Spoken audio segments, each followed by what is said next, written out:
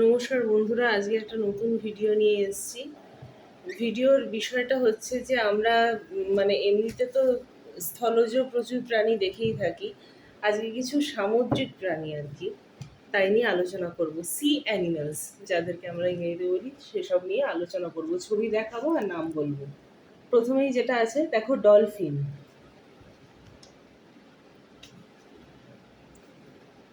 তারপরে এইটা দেখো,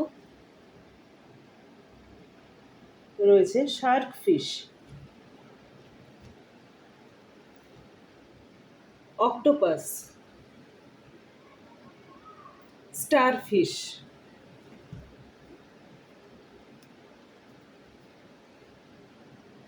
blue whale, clownfish, electric eel, shrimp, seal. এটা কমেন্টে জানাবে কোন সামুদ্রিক প্রাণী, হুইচ সি অ্যানিমাল, কমেন্টে জানাবে। Thank you.